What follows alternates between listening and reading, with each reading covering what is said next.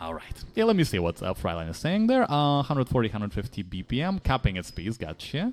Trying to, trying going faster on alternate picking. I favor the pick escape downwards. Gotcha. But I lose speed with the upward stroke. That's actually a very common problem with this.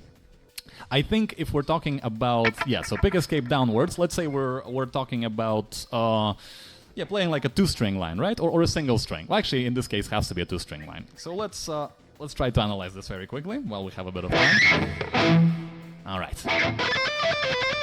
So you're talking about, pick escape downwards, but it does matter if we're talking about, are we going up the scale?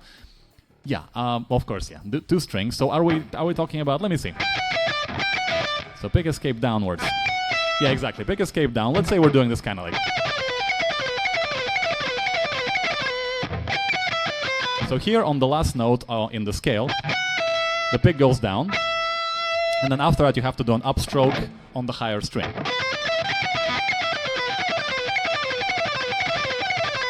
This actually, to my mind, is not the most difficult challenge in alternate picking, because I think inside picking is harder when you have to like... Let me see if I can replicate. Yeah.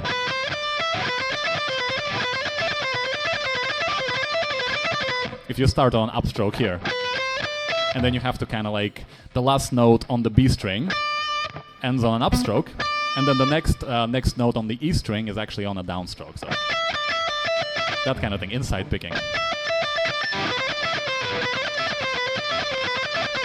But when we're talking about pick escape downwards, so again,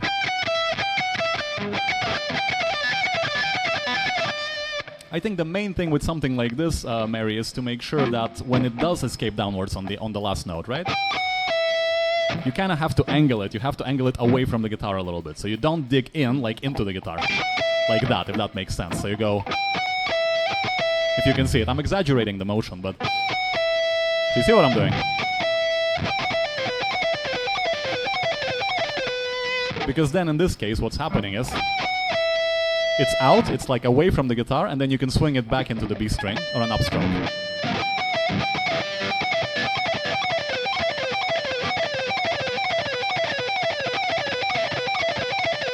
That's how I'm able to play it fairly fluently, but I understand that it's a very difficult thing to do. Like these kind of licks, specifically these kind of scalar patterns, I actually practice a lot.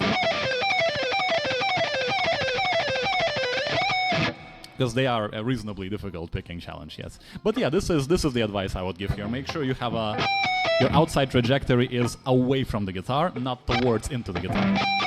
So into the guitar would be like, and then you'll have to kind of almost scrape against the E string to get to the B, which is just not good. So yeah, so away from the guitar.